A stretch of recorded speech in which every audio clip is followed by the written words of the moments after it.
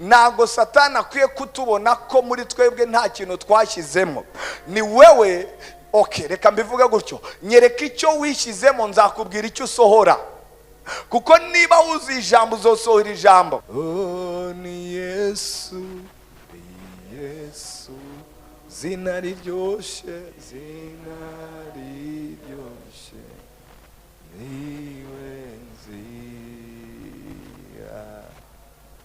Oh, ni Yesu, Yesu, zina riryoshe, zina riryoshe, niwe nzira. Wanyujuje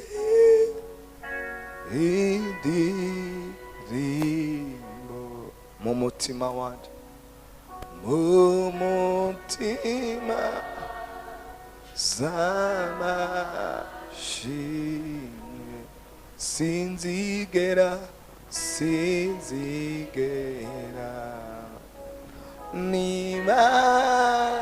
nibagirwa ya ndirimbo yahore.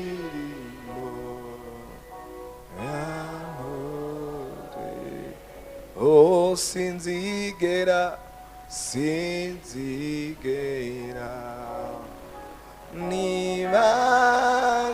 nibagira ya ndirimbo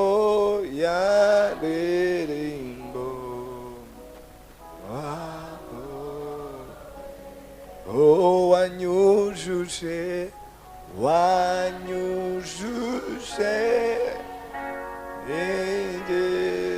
indirimbo mu mutima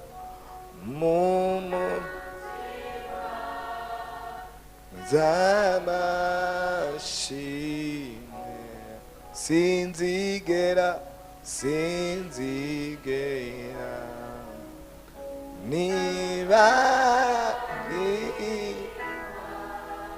ya ndirimbo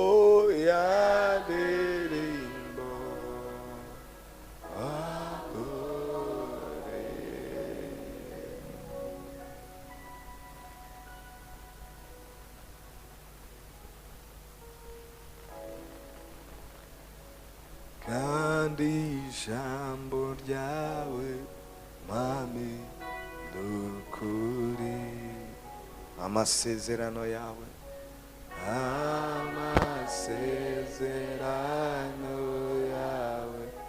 nahinduka. Uruwera Mwami,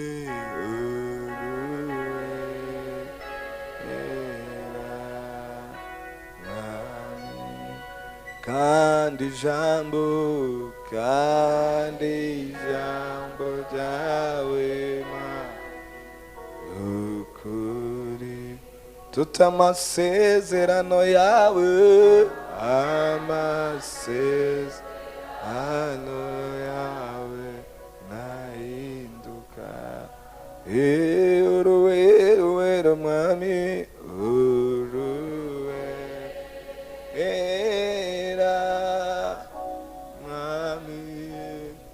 kandi ijambo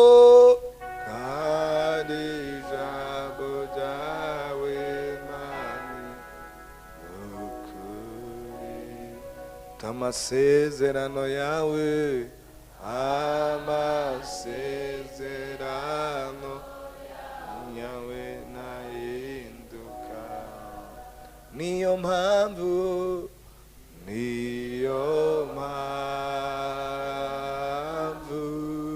dushima izina ryawe.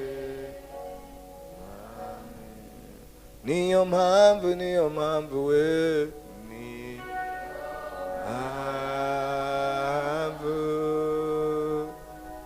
dushima izina ryawe. Nzogera ku cyo yavuze, zogerana oyabwiye, kuko Imana atari umuntu, oh, kwibera iyo ivuze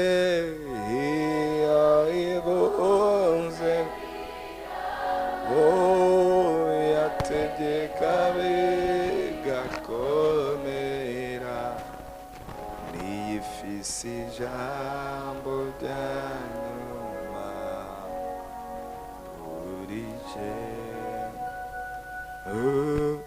kuko izisede y'ubwoba n'ibiduca intege.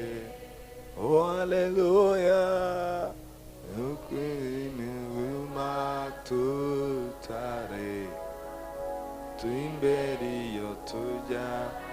Oh haleluya, haleluya we meze bityo nzine Imana yamvuze ko. Oh haleluya, haleluya, haleluya zambi manivu gaze ngo rihere kuri yisi male balerere wesiriziribite nibiduca. Oh haleluya, haleluya bituma tutare imbere iyo tuja, kuko ari nta jambo Imana ivuga, kuko ari nta jambo Imana ivuga gaze ngo nihere. Zogera kucyo yavuze, zogera naho kuko Imana atari umuntu ngo ibeshe iyo ivuze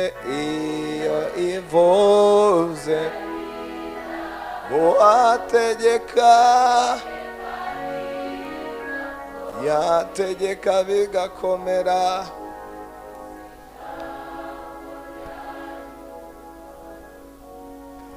Kuri jye nzogenda icyo yavuze, nzogera naho yangi niho.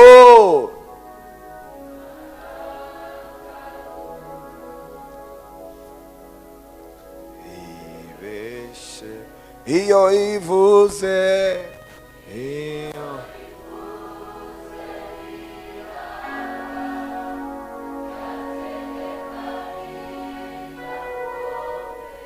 Yes Lord.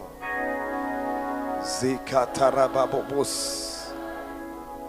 Ijambo rya nyuma.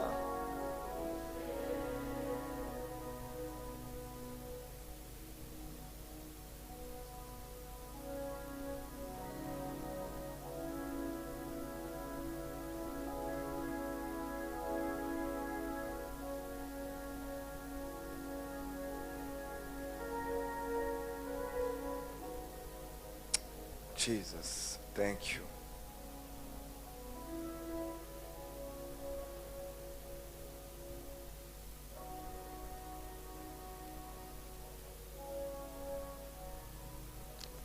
Ururu kundo rutagiri erezo urama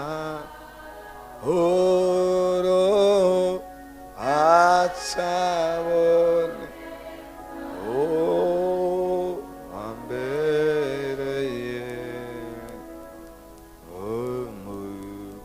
umukisa. Reka ngushime, reka ngushime uru rukundo rutagira urukundo rutagiri uramahoro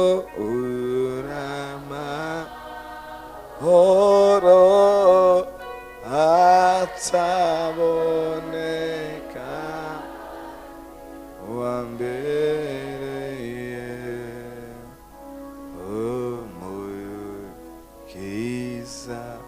reka ngushime, reka ngushire hejuru. Oh, ntabwoba, ntabwoba, ntabwoba, ntabwoba nzogira, Yesu ankubiriye. Ntabwoba nzogira, Yesu ankubiriye. Ntabwoba nzogira. Imiyaga iraza nanjye ngashikama, kuko nzi ko ari unkingiye, kuko nzi ko ari unkingiye. Ntacyo nzoba, noneho kwamfumbatiye, noneho kwamfumbatiye, ze ntacyo nzoba, ntacyo nzoba, ntacyo nzoba, oh ntacyo nzoba, oh arankunda, oh haleluya, aranyitaye.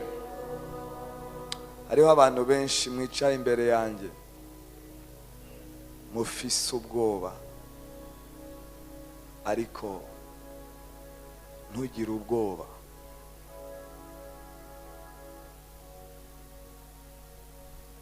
Ufise ubwoba bw'ejo hazoza, ufise ubwoba nkaho udafise Imana, ufise ubwoba. Ufise ubwoba bw'iki? Ntugire ubwoba. Ndakubwiye ngo komera, hagarara, ongera wizere Imana yawe. Komera, hagarara, ongera wizere Imana yawe. Ubwo bufise bwose urya ni Satani ariko arabuguteza, amaso yawe yatumbereza Uhoraho.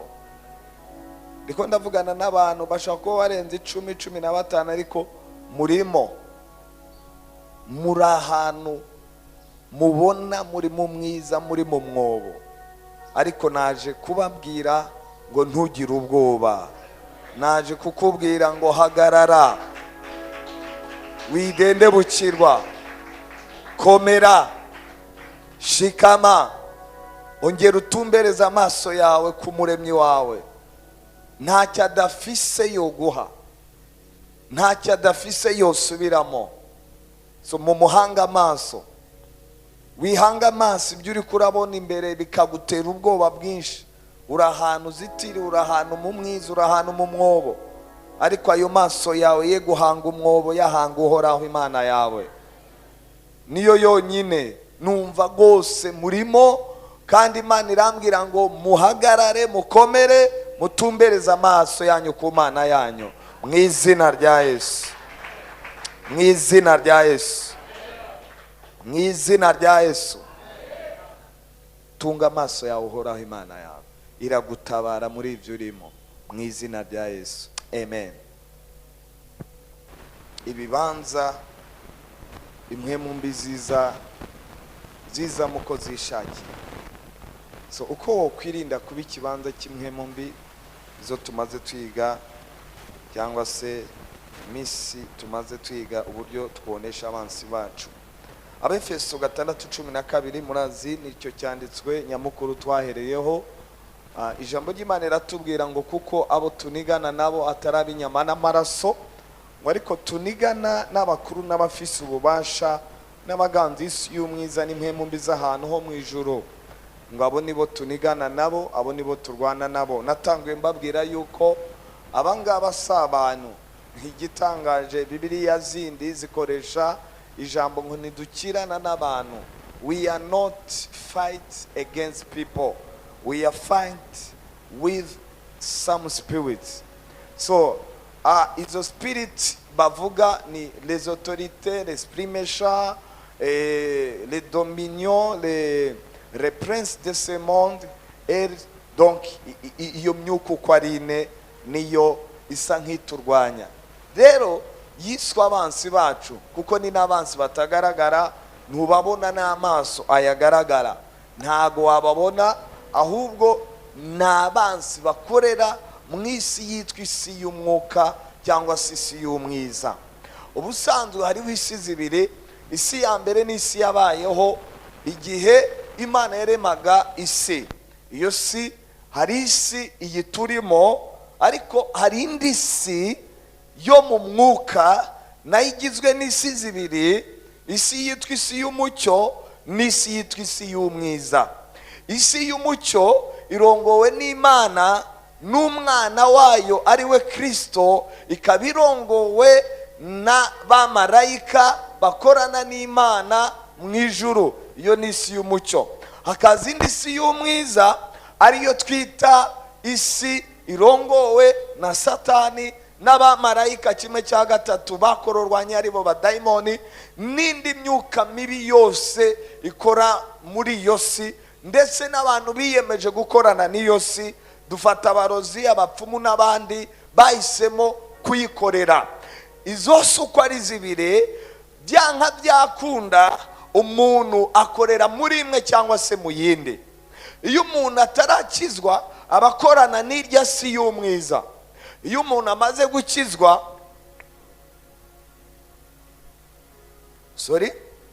iyo umuntu amaze gukizwa aca yinjira mu yindi si, ariyo si y'umucyo, ari ibarizwamo Imana Data, Imana Mwana na Mpwemu Yera n'abamarayika n'ibinyabugingo, barya bose n'abakuru babarizwa mu isi y'umucyo, ariyo si y'Imana.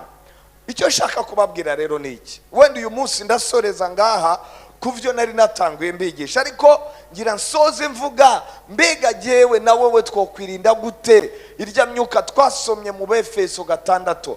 Birya byuka tubona, les dominions, les autorités, les princes de ce monde, birya les esprits méchants, birya byose nababwiye ni gute no byirinda, ni gute ntoba ikibanza cyavyo. Nicyo wenda ngira mvuge uyu munsi. Tujye mu Kuvayo 35 umurongo wa 30 gushika ku wa 31. Donc icyambere cyo gufasha kubyirinda, uzura ibyiza. Ibyiza ni byinshi. Ubusanzwe tuvuze ngo uzura ibyiza, ibyiza ni ibintu byinshi cyane, ariko ibyiza tuvuga ngaha ni byiza byo muri Bibiliya. Ijambo ry'Imana riravuga ngo Mose abarira Abisirayeli ati, ehera Uhoraho yahamagaye mu izina Basareli mwene Uri mwene Huri wo mu muryango wa Yuda. Next. Kandi yamwujuje impwemu y'Imana. Mwumve rero, Imana mbere yuko Imana ibwira Mose, iramubwira ngo we Mose, ndagira ngo ufate icyo twita ihema ry'ibonaniro. Aho Imana yagenderaga mu Bisirayeli, aho Imana yaturaga Abisirayeli bariko baragenda mu bugaragwa. Imana iramubwira ati nyubakira ubuturo, ari byo ryitwa ihema ry'ibonaniro. Ariko icyo gihe Imana ibimubwira nta bantu ifise bo kubaka iryo hema. Ikitangaje nicyo shimira Imana. Imana ishimwe ko yavuye mu ihema ryagenderagamo Abisirayeli, uyu munsi ikaba yaraje gutura muri wowe na jewe. Imana ntikiba mu ihema, Imana isigaye ituye muri twebwe. Imana ituye muri wowe nk'uko ijambo rivuga ngo kuko uri muri twebwe. Paulo yandikiye Abakolosayi aravuga ngo Kristo muri mwebwe ibyizigiro by'ubwiza. Ni ukuvuga ngo Yesu yaje gutura muri twebwe, ntakiri mu mahema yabwiye ngo Abisirayeli bamukorere. Ijambo ry'Imana iratubwira ngaha rero, Imana ibwira Mose kuyubakira ihema. Amaze kubaka ihema, ariko mbere yo kubaka ihema Imana nta bantu yari ifise bari kuyubakira, bari kuyikorera ihema. Gusa Imana icyo yakoze ni iki? Yafashe umwe mu bagabo b'Abisirayeli bita Basareli, ava mu muryango wa Yuda. Irangije Imana iramubwira ngo wewe ngira nkuzuze mwemu wanjye. Kandi uwo mwemu icyo azokora muri wowe ni iki? Mwemu azoza muri wowe azoguha, umva, ngo amuha iki? Amuha ubwenge, amuha gutahura, amuha kumenya, amuha n'ubuhinga. Bantu b'Imana muri hano, igitangaje nuko abantu batajya bamenya ko iyo wakiriye mwemu w'Imana mu buzima bwawe, ubusanzwe wari ukwiye kwemera kwa mugendeshwa nawe, nk'uko Pawulo avuga ngo mugendeshwe na mwemu nibwo mutazokora ibyo kameremere kanyu kifuza.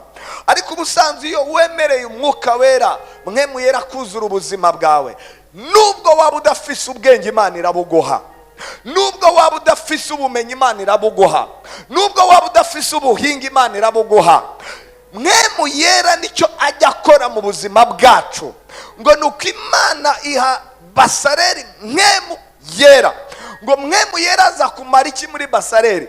Ngo yamuhaye ubwenge, amuha kumenya, amuha gutahura, understanding.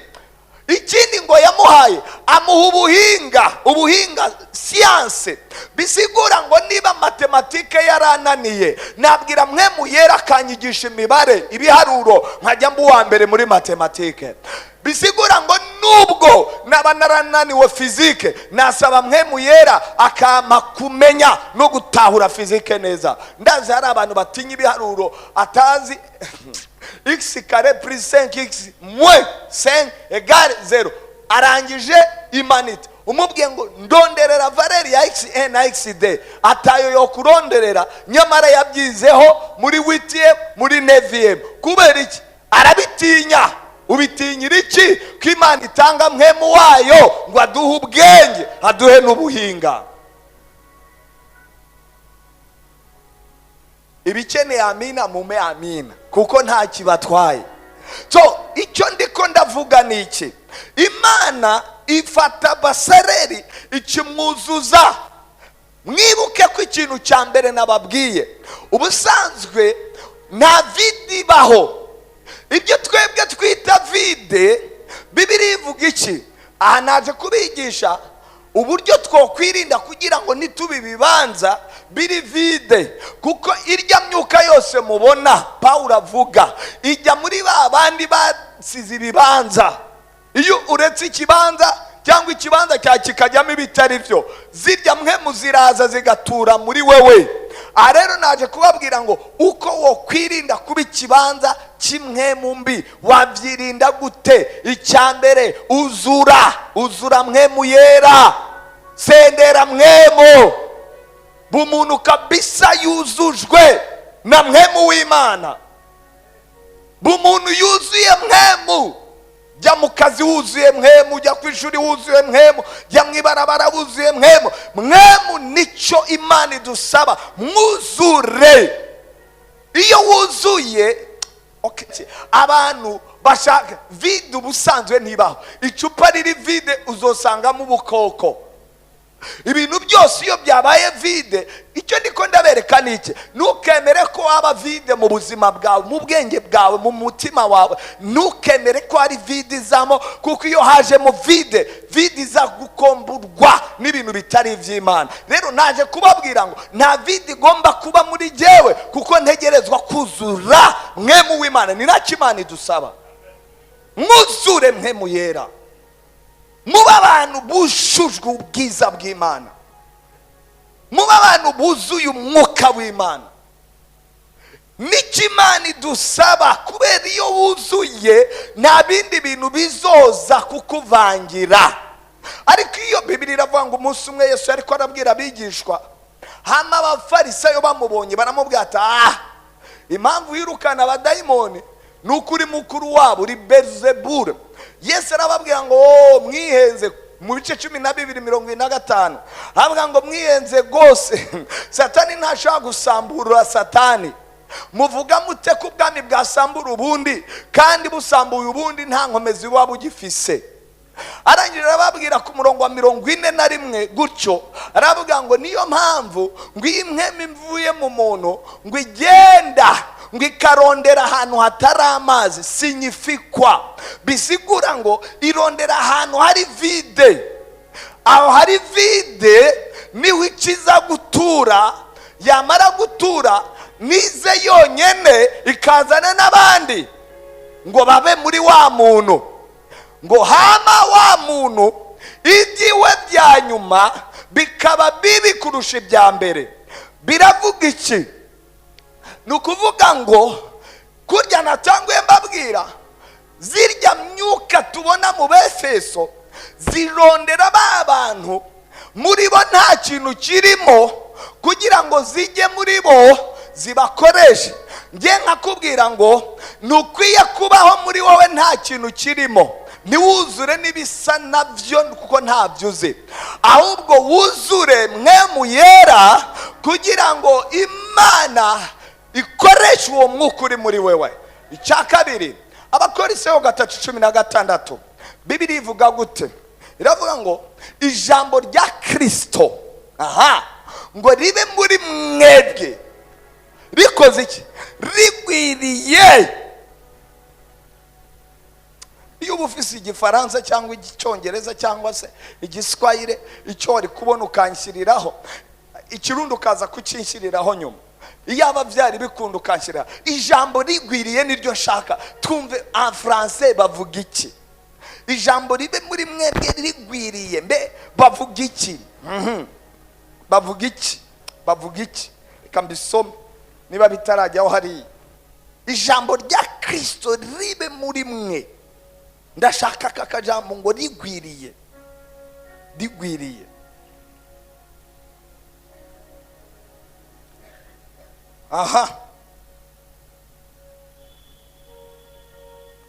Wow.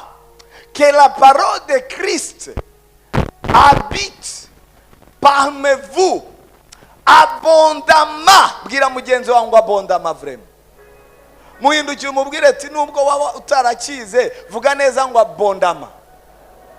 Mubwire neza nk'umuntu washyize ikirayi gitwika mu kanwa ata abondamment. Mubwire neza nk'umuntu urusenda ruriko rurarya ata abondamment. Que la parole de Christ habite parmi vous abondamment. Instruisez-vous, exhortez-vous les uns les autres en toute sagesse, par des psaumes, par des rimes et par des cantiques spirituels, chantant à Dieu dans vos cœurs sous l'inspiration de la grâce. Ndachivuze muma mashi kabisa. Mume amini hajeshi. Ijambo abondama nibyo naronderaga. Bivuga ngo ijambo rya Kristo. Ubundi bavuze ijambo abondama, urabyumva ntabwo se abondama ni abondama nyine. Abondama ni abondama. Ribe muri wowe ryuzuye, rigenda mu maguru no mu maboko no mu mutwe no mu nzara no mu kanwa. Ijambo rya Yesu ku buryo nutambuka abantu bavuga turya muntu aruzuye vraiment. Yuzuye ijambo, yuzuye ijambo. Ni ijambo genda, ni ijambo agaruka. Ni Bibiri iri kwirasirikira kubera iki? Ijambo ry'Imana rigomba kuzura muri twebwe, kuko iyo tumaze kuzura ijambo, wahura n'umuntu muri ko murayaga muba muganira iki se? Muganira ijambo. Kamwe ati ijambo ry'Imana rirambwira Yesu ari mu 8 ngo ibiri muri kidaci byageze nukarore kubiyamisha kanwa kaho ubyumvire ku murango no mwijoro. Some rimwe gatatu ukavuga hahirwa umuntu uticara n'abakobanye nagendeye mu nzira z'ababi, uwo ngo azomera nk'igiti cyatewe hafi y'umugezi cyera imbuto nyinshi mu gihe cyacyo. Ugafata ibyanditswe bikaba muri wewe, apana no kubifata gusa. Reka mbabwire, mashini ntushaka kuyaka icyo utayihaye. Ntushaka gufata computer ngo nurangiza uvuge ngo hari dosiye ndiko ndaronderamo. Dosiye urondera muri mashini utegerezwa kuba warayishyizemo. Muranahura neza? So nukuvuga ngo niba jewe ndiko ndashaka amadone mu mashini, nuko nzoba narayashyizemo. Niba hari dosiye nashyize muri computer, kugira ngo izo niyo dosiye negerezwa kuba narayishize muri mashini. Sino ninjya kushaka icyo nigeze nshyira muri mashini, wandika muri mashini ahantu hita recherche. Iyo uri kurarandika ugashyiramo ibintu utigeze ushyiramo, uri kurarondera dosiye utashyizemo, ikikwereka ko nta kintu washyizemo. ntago satani akwiye kutubona ko muri twebwe nta kintu twashyizemo. Ni wewe, okay, reka mbivuge gutyo, nyereka icyo wishyizemo nzakubwira icyo usohora. Kuko niba wuzuye ijambo uzosohora ijambo. Niba wuzuye Mpwemu Yera, umva ijambo ry'Imana riratubwira rero ngo abondamment instruisez-vous, ngo mukora iki, mwubakane. Ikindi bakavuga ngo exhortez-vous, mugabane, musharing, musangire. Iki musangire ijambo hamwe n'iki kindi, les uns les autres en toute sagesse par des psaumes. Musangire ijambo, mugabane ijambo mu bwenge ndetse no mu bihimbano by'iki, by'indirimbo. Izi ndirimbo, indirimbo z'amazaburi, par de l'hymnes, par des cantiques spirituels, avant des cantiques classiques. Muranyumva neza? Par des cantiques, iri bihimbano by'imwemo. Umva abantu b'Imana, burya inspiration y'umuntu igira isoko. Iyo wumvise umuntu naka yagize inspiration, iyo inspiration ni izi ndirimbo tuba turiko turaririmba, izi zibafasha, ziba zarahimbwe n'abantu. Abo bantu ko muri bo hari ikintu cyari kibarimo. Iyo wumva umuntu ariko araririmba indirimbo, iyo ndirimbo asohoye ukumva ni indirimbo ihagaze mu ijambo, ni ukuvuga ngo rya jambo riri muri we ryazanye indirimbo, ryazanye ibihimbano, biva muri we ariko bifise isoko. Niyo mpamvu iyo umuntu muri we nta kirimo, nta n'icyo azotanga. Nababwiye ngo iyo mwari kumamena byamfasha nanjye. Iyo umuntu muri we nta kintu kirimo, nta n'icyo abazotanga, kuko umuntu atanga ikiri muri we. Imana ishimwe cyane. So rero Bibiri itubwira ngo mwuzure ijambo, ngo ijambo rya Kristo ribe muri mwebwe ryuzuye, rigwiriye, riri abondama. Umva, nirimara kuba abondama, igikurikira ni iki? Ngo muzogira ibihimbano by'indirimbo z'umwuka, muzoririmba zaburi. Ibyo biva mu biri muri wewe. Wandemanye umutima, ukuramya uwuzuzamo umwuka, ibimbamo biramvura, bigaterera mu bwoko bwawe, nenarerera mu mitima, tererero nagiriwe. Umva icyo ndiko ndaririmba ngewe, ngo ibimbamo bikora iki? Biramvura. Bimvura iki? So nuko nta kintu kizoba muri wowe utagishyizemo. Ndabisubiramo, nta kintu kizoba muri wowe utagishyizemo. Niba ushaka gushyiramo iby'isi, nibyo uzosohora.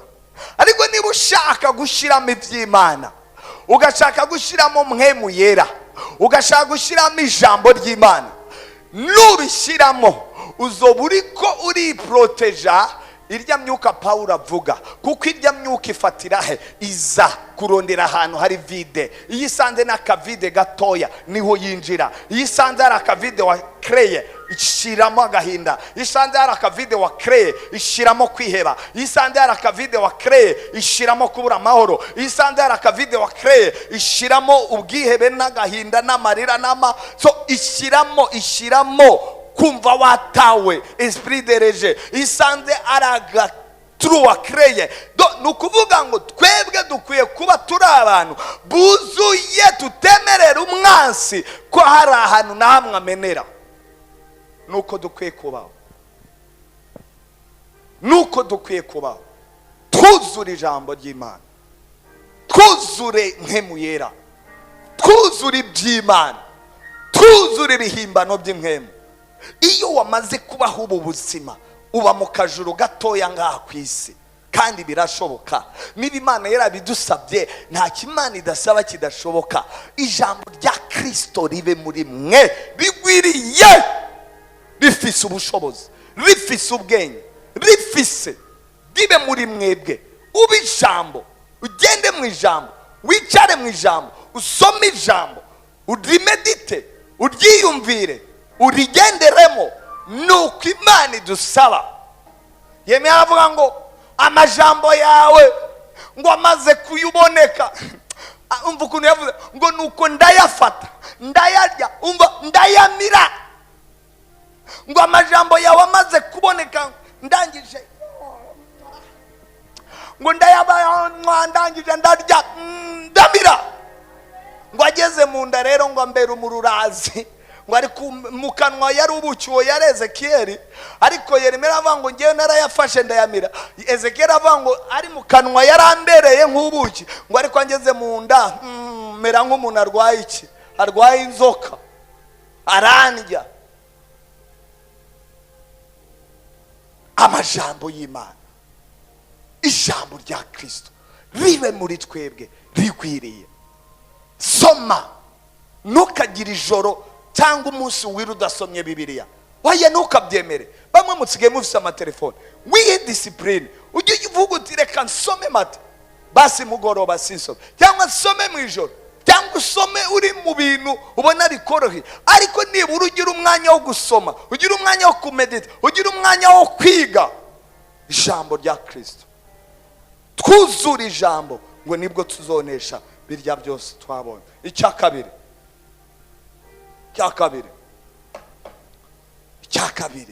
kuba imbere y'inyigisho.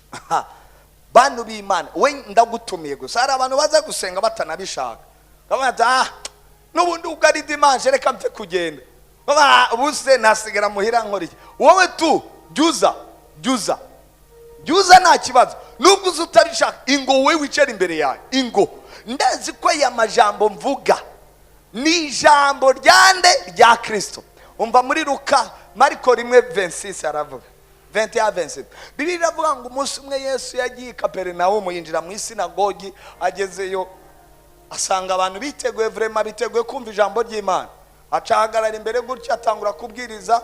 Ariko arabwiriza, ndashaka kubereka ngo arabwiriza ngo hagati aho harimo umuntu ngo yari afashwe n'imwemu mbi. Afite ngira mbereke iki kintu. Ijambo rya Yesu, ijambo ry'Imana ni inkota y'umwuka. Ku ijambo ry'Imana avuga ngo ijambo rya Kristo ni inkota y'imwemu. Ni ukuvuga ngo iri jambo tuvuga ni inkota, kandi nta muntu n'uyu n'umwe akunda inkota, ntawe. Rero ni inkota y'imwemu. Wowe urumva ndiko ndavuga gusa, ariko ibyo ndiko ndavuga si amajambo, ni n'imwemu. Rero iyo mwemu iraza ikanengetera mu mitima y'abantu nk'uko byagenze Yesu. Ariko aravuga, bivuga ngo n'irya myuka tubona Pawulo yavuze nayo ni imyuka ikorera mu bantu. Kandi ubwo ikorera mu bantu, inkota ya Kristo ari ryo jambo ry'Imana, iyo rije riza muri cya kirere tuvuga, yasi y'imwemu, yasi itagaragara, yasi imirya mwemu, rikaza rikakubita ahari bya byuka byose bigahunga. Kubera iki? Kubera ijambo ry'Imana. Inyigisho nizo ndiko ndavuga. Iyo uje ukama wicara imbere yanjye ukumviriza ibyo mvuga, wowe za gusa. Nanjye niyo mpamvu gusa ujye uhoruza mardi, ujye uhoruza vendredi. Uko mbandanya mvuga ibi bintu, bigeraho muri wowe bikaba iki? Ubuzima. Iyo uje ufise agahinda cyangwa se hari ibintu byakuzegeje, ukumva ijambo rigusubizamo inkomezi. Kuko nababwiye Satani byaba yaguteje, rya jambo uraryumva rikaza muri yasi y'imwemu, muri wa muntu w'imwemu ari muri wowe atagaragara. Rya jambo rigakubitayo, ryakubitayo rikirukana ibitari iby'Imana byose, rigashiraho ibyayo. Mwari kumanina. Riraza muri wa muntu w'imwemu ari muri wewe. Urya nyine yaje afise agahinda, urya yaje ababaye, urya yaje yihebuye, urya yaje yumva bitagenda. Iri jambo tuvuga rica ryinjira muri urya muntu urya nyene wowe utari kurabona, kuko naryo ni mwemu byarangiza rigakreya muri wa muntu ibyizigiro, gukomera, guhagarara. Riravuga ngo Yesu atangura kubwiriza, abwiriza nk'abantu benshi bari barenze mwe, ari mu izina ngo hama hari hicayemo umugabo. Ngo uwo mugabo Yesu ko abwiriza, ndagira ngo mbabwire, Yesu nta biganza yigeze amushyiraho, habe namba. Nta kintu yigeze Yesu avuga kuri uwo mugabo, habe namba. Ahubwo Yesu icyo yakoze, shyiraho icyo cyanditse, ariko Yesu icyo yakoze, we yarabwirije gusa, arabwiriza gusa, arabwiriza gusa. Ngo bashika Kaperinaumu, aca yinjira mu isinagogi ku isabato, umva, arabigisha. Batangazwa n'inyigisho ziwe, kuko yabigisha nk'ufise ububasha, nase n'abanyabwenge b'ivyanditswe, ko bavugaga inyuguti gusa. Mu ndabe ndazi ko rikora. Uwo mwanya mu isinagogi yabo hari umuntu yinjiwemwo n'imwemu ihumanye, arasemerera. Ubwo Yesu ariko arigisha, nta kintu nigeze amubona, nigeze amukoraho. Umugabo atangura gusemerera. Ati duhuriyega Yesu Umunyanazareti, uje kuduhonya, ndakuzi uri we, uruwera w'Imana. Wow! Umva rero, Yesu aramusubiza ati hora, kora iki? Muvemo. Mugabo hama bigenda bite? Iyo mwemi ihumanye iramujegeza, irasemerera, ivuga n'ijwi rirenga, ikora iki? Imuvamo.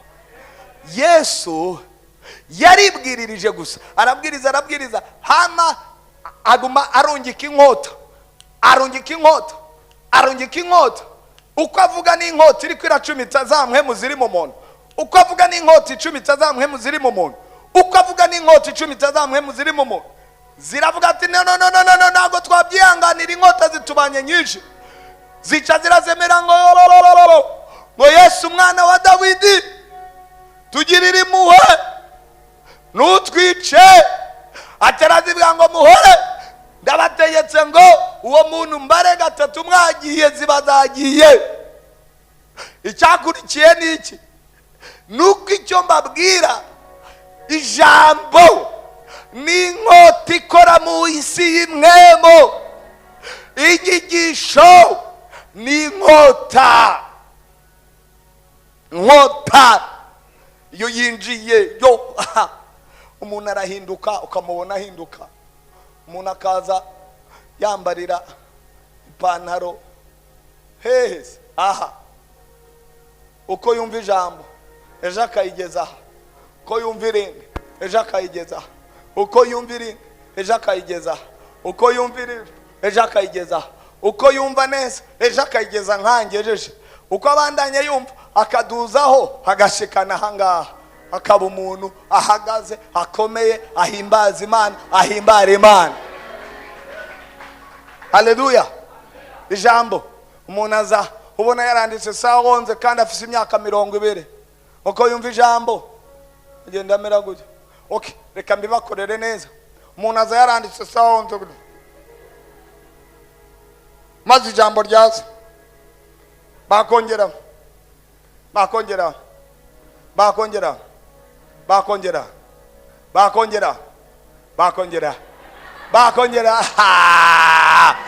agasigara twenga ataratwengaga. Ijambo, inyigisho. Wowe ngwino wicara, bimeze nabi ngwino, umerewe nabi ingo gwayo, tembuza kugwa. Uko ijambo riza ririnjira muri wa muntu rikamuhindura, rikamukukuzikamu. Nuko ijambo rimeze. Inyigisho, ukunde mu kuba mu nyigisho z'ijambo ry'Imana, barya abagabo baca bagutinya.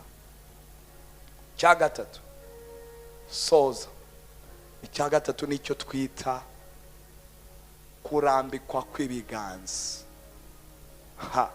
Ibiganza ibiganza by'ababyeyi bacu mu Mana. Ibiganza, ikiganza harya kirafise inkomezi. Luka 13:10. Bibiri ivuga gute? Bibiri ivuga gute? Bandanye. Yesu yinjira.